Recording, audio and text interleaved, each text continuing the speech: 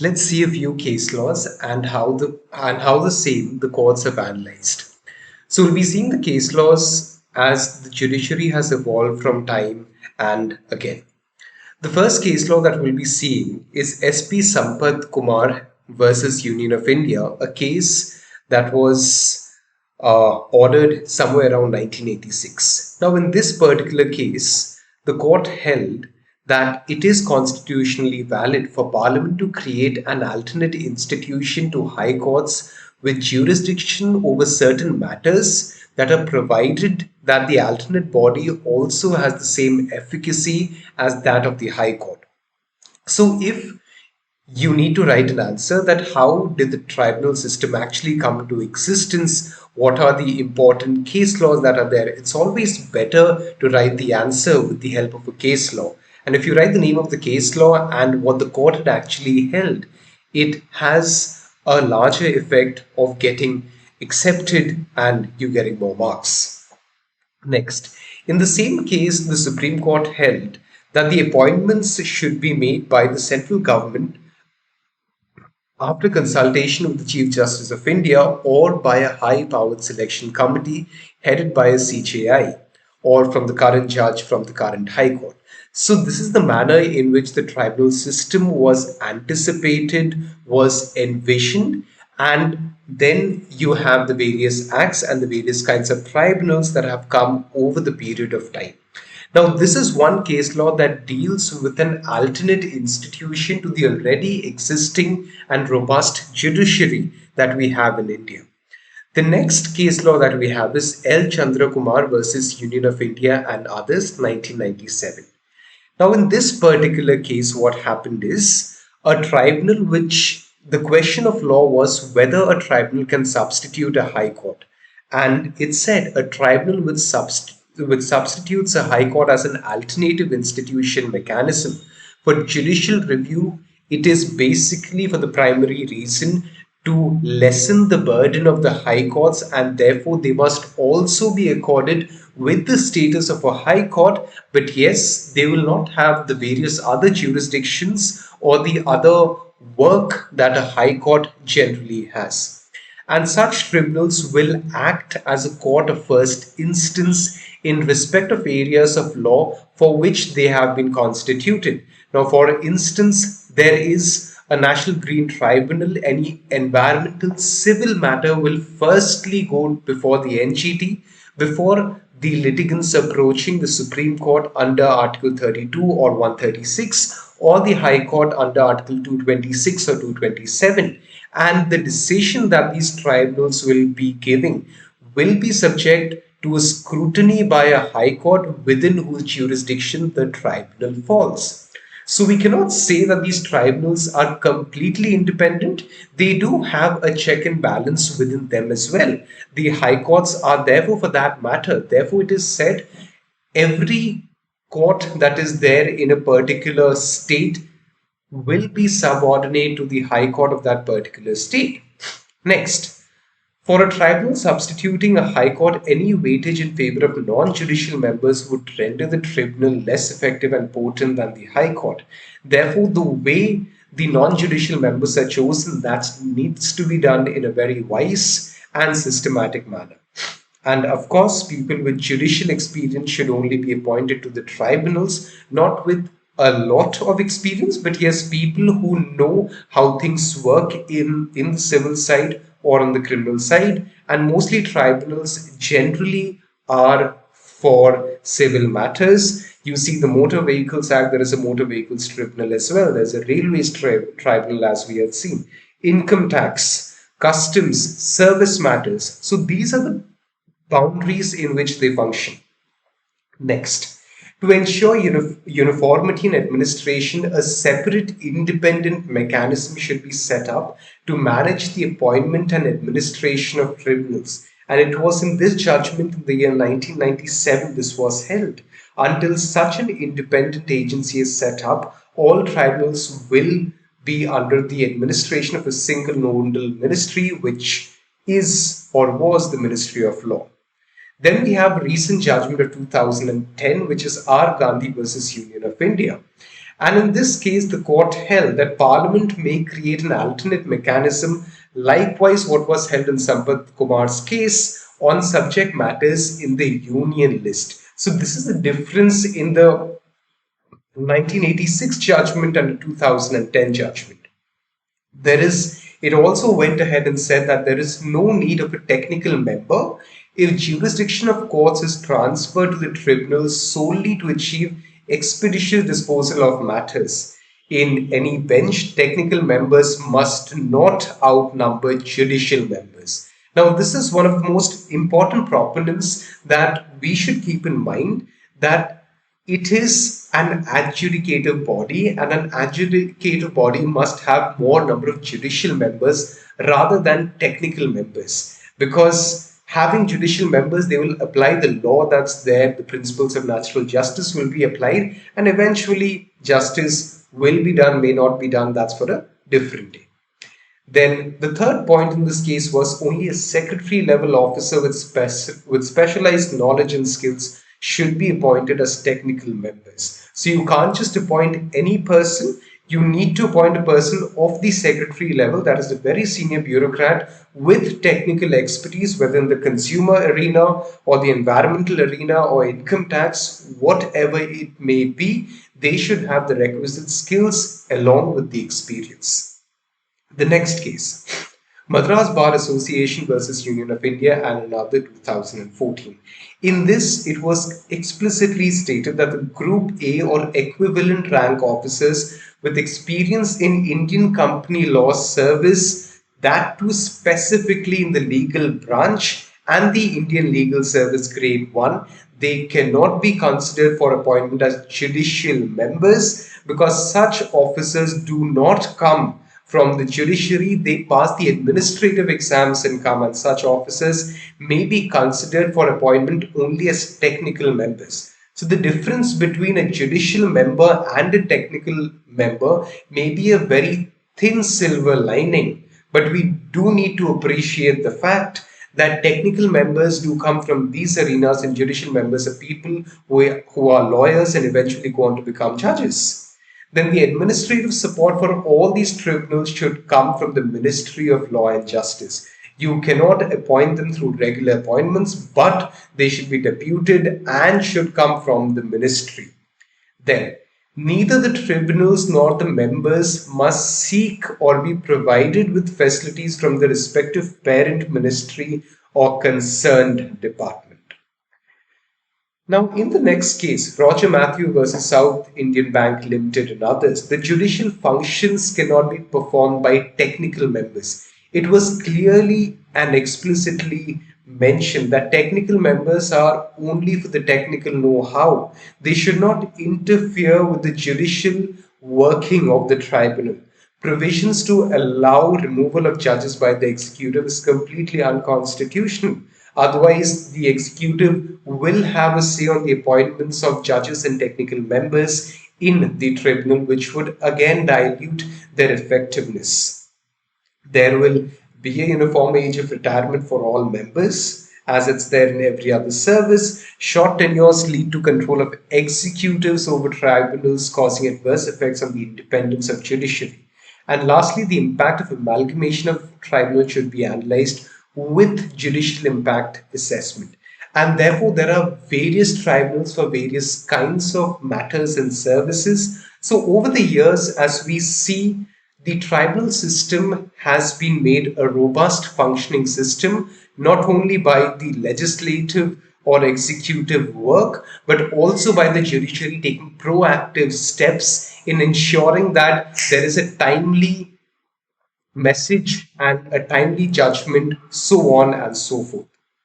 Then let's come to 2020, when the judgment of the Madras Bar Association versus the Union of India was delivered, wherein it stated that national tribunal commissions should be set up to supervise appointments as well as functioning and administration of tribunals.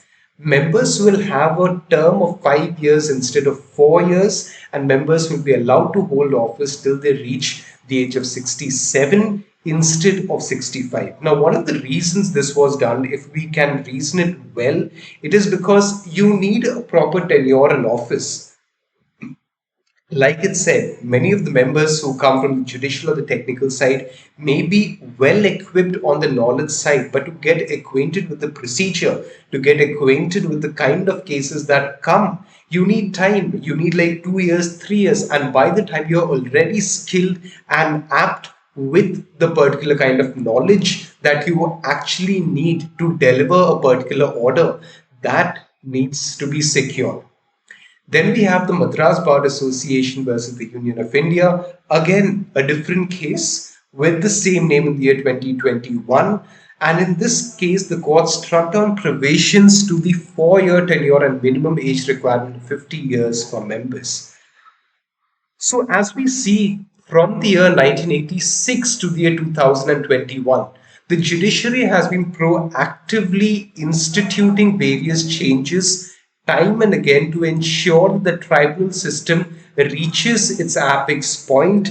It delivers justice to people and welfare for the people, which is one of the most important things in a tribunal setup and a robust judiciary, along with an executive and a legislature. The judiciary has also taken the steps way beyond just being a mere guardian, but it has also ensured that it gives the tribunals equal teeth, and not only mere teeth but equal teeth that it can bite and be effective in the judgments and order that they eventually deliver. Now, coming to this part of clauses of finality of orders of tribunals. Now, what do we mean by clauses of finality of orders of tribunals? Now, we may so wonder, are these decisions binding? Yes. There is a finality clause that is provided in the statute to declare that a decision by an agency is final, provided that bars an appeal to the court. And there is also the doctrine of res judicata that says a thing or matter, basically a case that has been finally decided on its merits and cannot be litigated again by the same parties before some other court. If your matter has been addressed, it should be addressed by that particular court. While it's pending, you cannot take that and go to any other court and file another case out there, because this would lead into multiplicity of litigation and proceedings. Now, the doctrine of res judicata, as we just saw, is based on the three Latin maxims.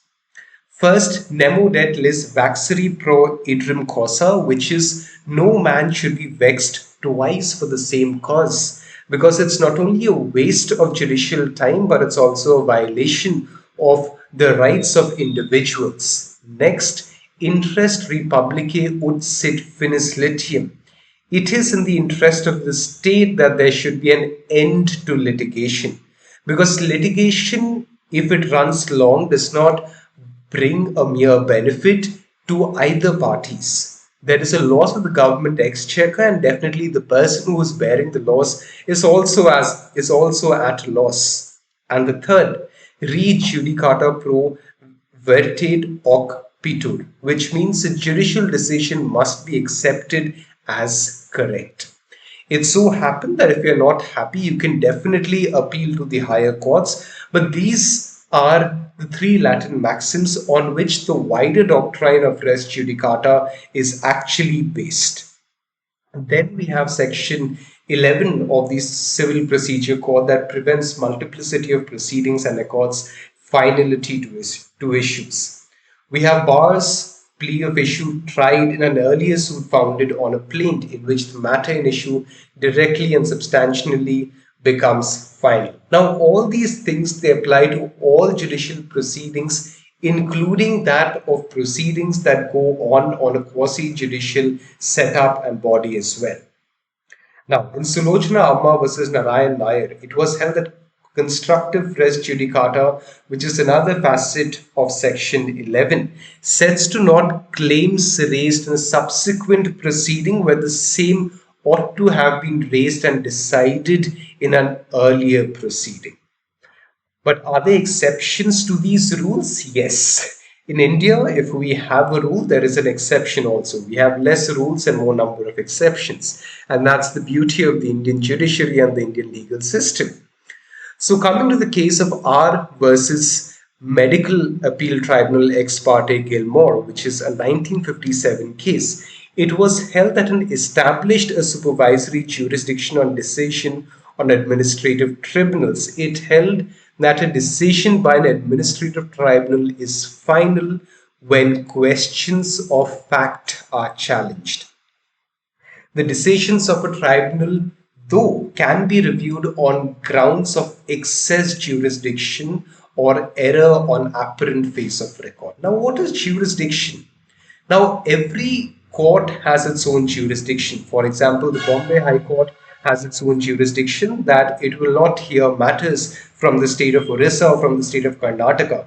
If I am a litigant who is in Orissa and I've faced an issue, or in Karnataka, I cannot go ahead and file my case before the Bombay High Court. I need to file it in the state in which I am, in the state in which the cause of action or the problem has actually arisen. Similarly, if there is a tribunal in your state, the action has taken place in your state, the course of action cannot shift, and therefore it is upon the tribunal to see whether they can accept the jurisdiction under which a particular litigant has approached them. Now, in case of mixed questions of law and facts which are impossible to separate, a decision of a tribunal is final and conclusive. Therefore, in this case, it was laid down that invoking a finality clause does not appeal to a court given there is a miscarriage of justice. Next, in Dhurabai versus State of Madhya Pradesh, in this case, there were certain conditions that were laid down for the jurisdiction of a civil court. First, if the statute provides a finality clause, the civil court's jurisdiction is completely excluded given there is adequate remedy. The only exception to this is non-conformity to fundamental judicial procedure. Next, in this very case, there was a bar on review of adequacies of remedies by statute, relevant but not decisive to sustain jurisdiction of a civil court. Next, in this same case, the challenge to provisions of the particular act as ultra vires cannot be brought before tribunals constituted under the act. In questions of the correctness of assessment, orders of authorities are absolutely final. So if we need to understand this case, it simply is it laid down the conditions for the exclusion of jurisdiction of a civil court, and when it comes down or boils down to correctness of assessment, the orders given by the authorities are deemed to be final. As we saw in Sampath Kumar, the partial exclusion of judicial review is permitted, and a decision of administrative tribunal is immune from judicial review by High Court if the tribunal contains a judicial element that implies that the tribunal contains a judge. Therefore, in India, only a partial immunity to judicial review is permitted. Now, according to Professor Wade, in administrative law, there's the firm's judicial policy against undermining the rule of law to be weakening powers of the court. And as per statutory restrictions on judicial remedies, given the narrowest possible construction, sound policy against uncontrollable power of administrative authorities and tribunals are also important. So if we look in a sense the doctrine of finality of administrative decisions, it needs to be well appreciated that administrative action to be fully completed or to fully complete an administrative action before being subjected to judicial review, administrative proceedings are not hampered. So for these reasons, generally the administrative action needs to be completely completed before they are subject to judicial review. But are there exceptions? Yes. The first exception to this is when the administrative act is in violation of the Constitution.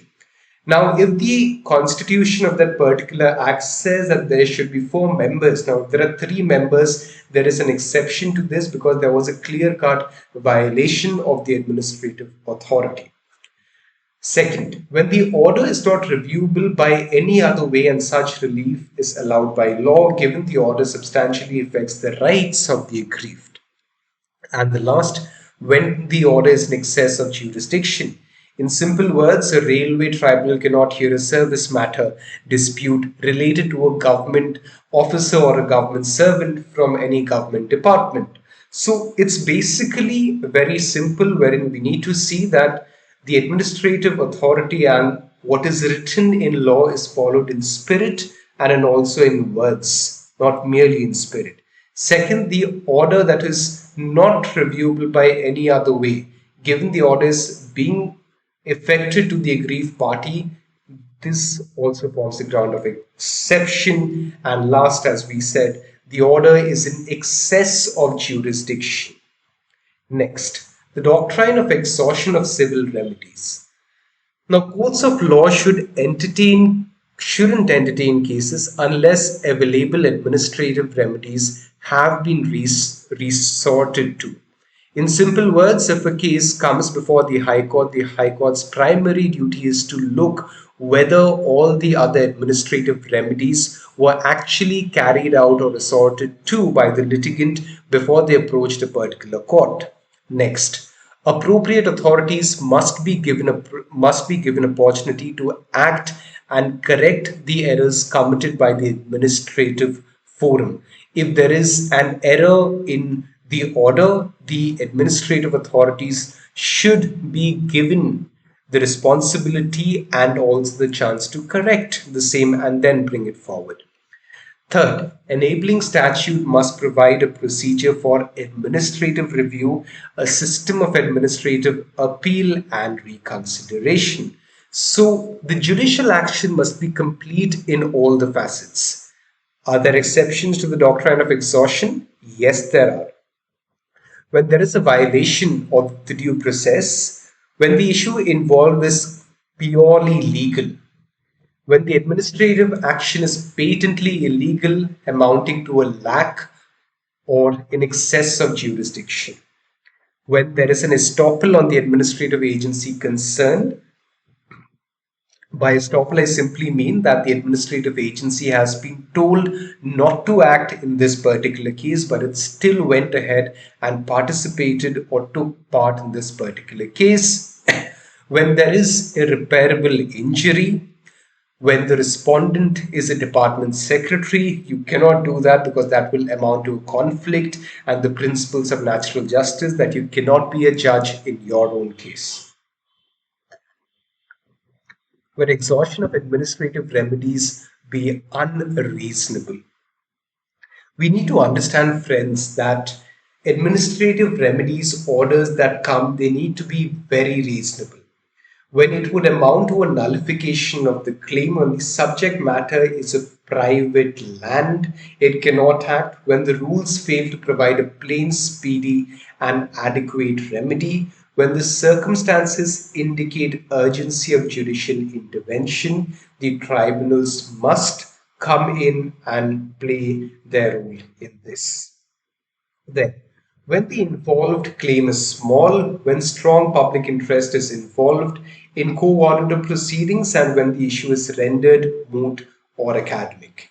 And these are the exceptions to the doctrine of exhaustion of civil remedies. Only under such a process can you exhaust the process of civil remedies and entertain matters as and where it should be. Now, in law, what is one of the most primary importance and of focal importance is that the principles of natural justice must be followed in every order, in every judgment, by every court, by every judicial, non-judicial body, or executive and legislative body as well. The principles of natural justice, especially while adjudicating any case, any matter, must be addressed and they must be redressed as well. And the judgments or orders, they need to be in line with the principles of natural justice. But what are the principles of natural justice? So let's try to understand. As we can see in the picture out there, Audi alterum partem. which simply means you need to hear the other side. You cannot deliver a judgment or you cannot give a judgment by just hearing one party to the case. You cannot deliver a judgment by hearing only the litigant. You need to hear both the parties then and there. So, procedural rules that ensure fairness in the process and exercise of governmental power, hearing the other side, fair hearing, and due process. So, audio alterum partem does not only mean that you hear the other side, it also goes to the extent of pointing out the point that you must hear the other side with complete sincerity, with the fairness of judgment, and hearing it by conducting the due process of law. And ingredients of fair hearing are not uniform, they differ from circumstance to circumstances. Now, it may so happen in a case one side may require 50 minutes to present its case, while the party that is defending the case may require only 10 minutes. Now, this is a fair hearing, this is not an unfair hearing. So, therefore, it is said that the ingredients of a fair hearing cannot be uniform, they will differ from circumstance to circumstance. And sometimes the hearing in the form of a full trial is required, and sometimes post decisional hearings are also sufficient. That you make a decision and then you hear the party. In a court of law, this will not happen. In a tribunal system, since we had discussed that it is flexible in nature, it is not bound by the strict procedure of civil and criminal procedure code, they do have the liberty and the leeway to exercise their domain in this particular manner. But are there any essential components to this principle of natural justice? Yes, there are. First, notice. The communication of charges must be made amicably clear to both the parties, and this is a mandatory requirement. An affected person must be given sufficient time to prepare for his case. You cannot just level charges against the other person. You level charges against the other person, and the other person must also have the right to defend himself and the remedy to bring forward his defense in the best possible manner. Now, can the notice be considered inadequate? Yes. The notice that is served upon the other side can be considered as inadequate if the notice contains unsubstantiated particulars not specific as to the consequences. Now, if there is a service matter and a person has been dislodged from service, the notice must state as to under what circumstances and what were the reasons under which law a particular person has been dislodged or dismissed from his service. Now, more than one grounds and consequences which is not identified should not be mentioned. You need to mention grounds and consequences that is identifiable to the act that has taken place. And notice may be dispensed with where the person avoids notice. So in this case of Punjab National Bank versus All India Bank Employees Federation, it's a 1971 case from the Supreme Court of India. In this case, the penalty was imposed upon the respondent not specified in the notice. Because the notice contained details of the charges imposed, the penalty held was invalid. Therefore, in this case, it was held that a notice should be clear and unambiguous or cannot be considered reasonable and proper.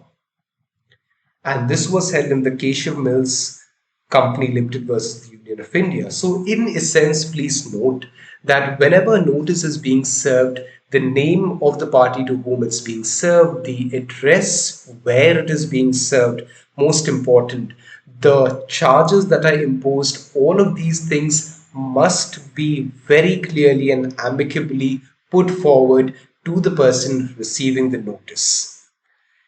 Next, hearing. Now, hearing may be oral or written depending on the complexity of the case and the level of the case in which it is. Now, in case involving complex questions of fact, oral hearing becomes really necessary. You cannot finish off this matter just by a written hearing. You need to have an oral hearing in this matter. For example, in tax matters or matters of deportation, customs, service matters, you need to have an oral hearing, which is subsequently precluded by written submissions as well. And next, no evidence should be collected in the absence of the opposite party.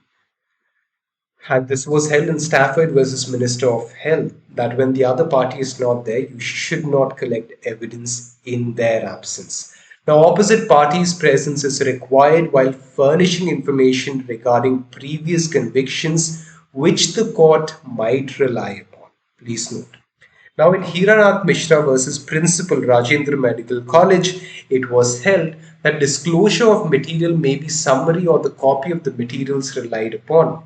Now, in cases relating to disciplinary action against civil servants, copy of material must be supplied. The documents do act as one of the most important kind of evidences to reach the conclusion of the case in the best possible manner. Right to cross examination, yes, it is absolutely there, available if oral evidence has been taken. Then you do have the right to question the other party through a lawyer or as the case may be. Further, applicable to labor cases, disciplinary cases of civil servants, employees of statutory corporations, taxes, etc. Because if a person has been dismissed, you will be calling the departmental head, you will ask him why the person was dismissed, then you will have the chance of cross examination. Therefore, right to cross examination also forms a very important element under the head of all the alterum partem. Next. In this 1972 case of Carnarvon and Company versus Collector of Customs, a person who gave relevant information regarding the case was not cross examined, and it was held that an informant who is giving relevant information or even mere information needs to be cross examined in presence of the appellant on statements made to the customs authority. In a sense, if the cross examination is going on, it must be held in the presence of the other side as well. So, a right to legal representation also forms an important part of audio alterum partem, which is a right to request for a right to counsel. That is, if a person is arrested, he has a right, or if a person has been charged or framed, he has a right to appoint a lawyer, because not everyone will be well equipped with the various kinds of law under which a person is charged. So, in one of the cases in J.J. Modi versus State of Bombay, the appellant denied right to legal representation, and it was held if assistance of a lawyer is part of a reasonable opportunity of showing cause, denial is a violation of Article 3112, and the principles of natural justice are being completely violated. Are there exceptions to this? Yes, there are exceptions. There is a statutory exclusion, there is a legislative function, authoritative nature of the administrative order, impracticability, and interdisciplinary action. Under these four circumstances, only audio alterum partem may be excused. Next, the next principle of the principles of natural justice. Nemo ded esse judex in propria causa.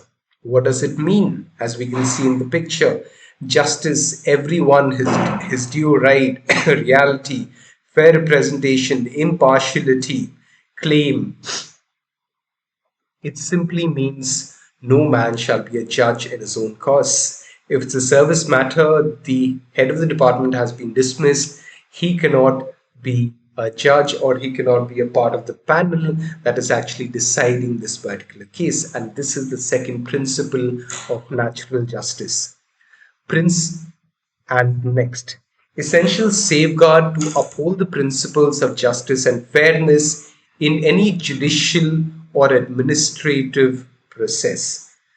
Therefore, it is very important to hold the principles of justice in fairness in judicial or administrative process. It's based on other legal principles such as justice must not only be done, but manifestly and undoubtedly be seen to be done. What it simply means is justice needs to be done in the best possible manner, and it should not seem that justice is being done in an unfair manner where one person is being biased towards the other.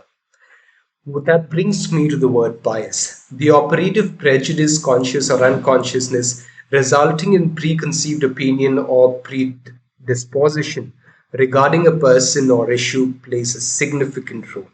And the objective is to ensure a, the public that there is impartiality of the administrative adjudicatory process, and decision as a result of bias is a nullity, and the trial of a quorum is non judice and therefore not before a judge. Now, this is also known as the rule against bias, and there should be absence of consciousness or unconsciousness prejudice to either of the parties to a case. And what are the types of bias? Now, let us see what are the kinds of biases that we have seen. Now that we have seen one part of the principles of natural justice, we are seeing the second part of the principles of natural justice, that is, no man shall be a judge in his own cause. The pecuniary bias is referring to the monetary interest that a judge may have in a case. The rule is that the least pecuniary interest in the subject matter of the litigation will disqualify a person from acting as a judge. Now, a very old case, in the Bonham case, what happened is Dr. Boham was fined by College of Physicians for practicing in London without license of the college. The relevant statute provided for equal distribution of fines between the college and the king. The claim disallowed for college's financial interest in its own judgment and became a judge in its own cause, and therefore it could not take money for the practicing license that was not there. So therefore it is very important to understand that the claim was disallowed and the financial interest was not seen. So the college, since it was a part of the entire procedure, it became a judge in its own cause. Then we have the case of J. Mohapatra versus and Company versus State of Orissa. In this case, decisions of textbook selection committee invalidated. Members of the committee were authors of the books. Withdrawing members who authored books from committee insufficient while their books are considered for circulation among students. Now, this is with regards to a pecuniary bias. Let's see the second kind of bias that is there, that refers to a situation which is where the judge is a friend, relative, business associate of a party to a case. Reasonable evidence of bias necessary to challenge a decision.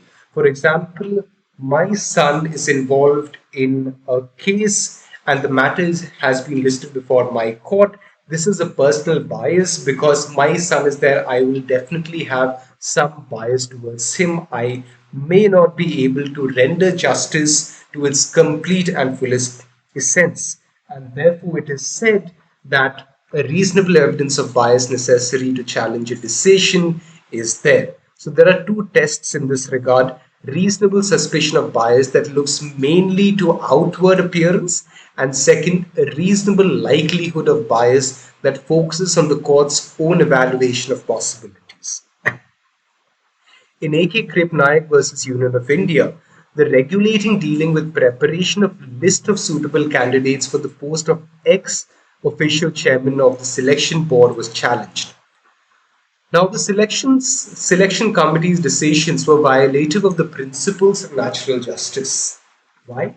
Because the mere presence of the candidate in the selection board would definitely influence decisions of other members of the board as well. That can lead to a bias. So the principles of natural justice are applied to judicial, administrative, and executive decisions as well. Then there is the third part of bias. We have seen a pecuniary bias, a personal bias, and an official bias. Official bias arises when the judge has an interest in the subject matter of the case. For instance, there is a land dealing that is there, and in a particular land, an illegal construction has come up. That time it may not be legal. Today, by some means it is illegal. I have purchased a flat in that particular construction. So this is something where I have an interest in the subject matter of the case. So there is a matter bias that is related here. And this can be alleged in cases where there is total non application of the mind or acting on the advice of a superior. Now, if a judge is acting on the aid and advice of some senior member, it is also known as an official bias. In the next case, Gulabuli Nageshwar Rao versus APSRTC, the Supreme Court quashed the decision of the Andhra Pradesh government to nationalize road transport. Now, the invalidated as the secretary of the Andhra Pradesh State Regional Transport Corporation conducted the hearing and he had an interest in the subject matter.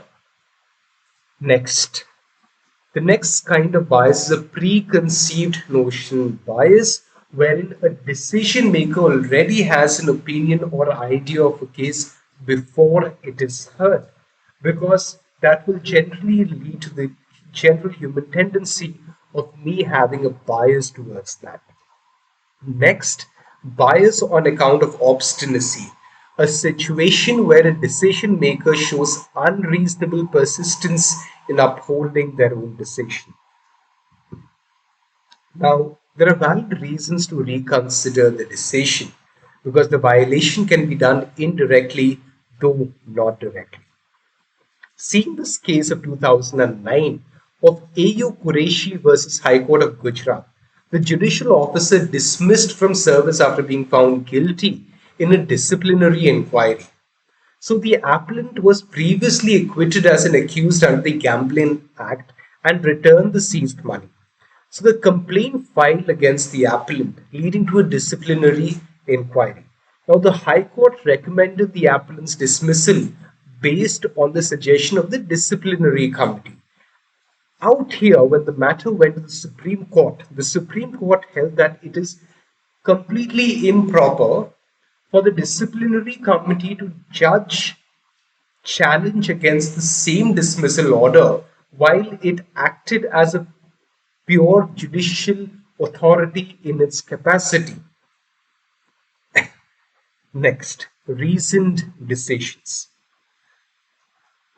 So this is the third pillar that we have in the principles of natural justice, which is the principle of reasoned decision. As I had been stating, friends, every decision must have a reasoning to it. Whether it be an order, whether it be a judicial reason or a note, it must have a reasoned background to it. So evolved recently, not recently, quite long years back, but in judicial parlance, we say that things have evolved recently. Something had evolved in the year 2010. So this is recognized in India, and USA is yet to recognize by English law. That's for a different matter, for a different day. Now, decisions of administrative authorities must disclose reasons. Why? Because we're reviewing authorities to examine whether they are taken on the basis of relevant consideration or suffer from factual or legal infirmities. Now, speaking order coined by Lord Chancellor Earl Cairns, essential for judicial review. Now, so what are the characteristics of reasoned decisions? First, it should contain adequate reasons in support of the decisions. No particular form of recording is required. And third, applicable to public and private laws. So the reason must be or must have an element of adequate reasons to conclude or come at a finality of a decision. And the introduction of fairness in administrative power helps minimizing arbitrariness and maintain right to reason. A record of reasons operate as a deterrent against similar cases because you can't just deliver a judgment and later be like, we do not have an idea to this particular judgment. Therefore, every judgment and order must have a reasoned line of reasoning that concludes to a particular reasoning. Next, doctrine of justiciability. Recorded reasons are subject to judicial scrutiny, and therefore it's said that it is very important to record reasons because important safeguard against arbitrary exercise of power by adjudicating authority. You never know if there is an order that was completely given in an arbitrary manner. You can only realize that when you have the reasons and then you read the order and then it makes sense. So if reasons found are unclear or not in support of conclusion, decision may be set aside. So the exceptions to recent decisions are externment orders and decisions by way of court-martial proceedings where these do not come into the picture. Now in a 1978 case, that is Sunil Batra versus Delhi administration. Now this examined section 56 of the Prisoners Act 1894. Now this observed implied duty of the jail superintendent to give reasons for putting jail fetters on a prisoner. Otherwise, this act will be considered invalid as per Article 21 of the Constitution. So it doesn't only extend to the judicial activities by tribunals and courts, but it also extends to the executive who is carrying out this duty on a day in and day out basis. They also need to observe these things. They also need to observe their reasonings and their reasons as to why they are putting a particular person or fetters on a prisoner. So you see, every order or everything that is done in a government institution needs to be backed by reason and by order. Now, coming towards the exceptions to principles of natural justice. As we can see in the picture, Patna High Court quashes order and notice for violating principles of natural justice. Well, as we know that justice is blind, there is a ribbon on the eye of the lady who is holding the scales and the sword. Justice sees, cannot see, but can hear. So what are the exceptions to the principles of natural justice? Now, in case where there is an emergency and there requires a prompt preventive or remedial action that needs to be taken. Now, there is a flood or a natural calamity that has taken place, and a person who is actually there as the departmental head is not working, is not functioning properly. There is a humane hue and cry. In such a kind of emergency, there can be a preventive or remedial action wherein you may not require to give a reasoned order to dismiss that particular person because that is the need of the time in case of an emergency. Next, in case of confidentiality. Now, there are many matters that are very confidential for various kind of reasons. It may be for the protection of a person's life. It may also extend to the aspect of national security.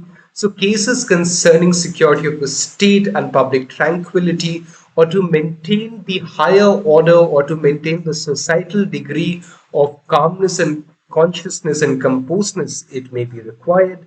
Third, in case of purely administrative matters where cases of academic adjudication is involved. Fourth, based on impracticability. Administrative impracticability justifies the violation. Fifth, cases of interim preventive action, where an order is preventive but not final in nature. Because friends, please understand, when a case is ongoing, there are many orders that a court passes. Now, these orders can be for various things: for a party to appear on a particular day and date, for a party to bring before it a particular document, for a party to produce a particular kind of evidence. So all these cases where there is an order, but that order may not be final in nature, is an exception to the principle. Cases of legislative action. Rules plenary subordinate lay down a policy without reference to an individual. Next, if no right has been infringed, where there has no wrong that has taken place, of course there will be an exception.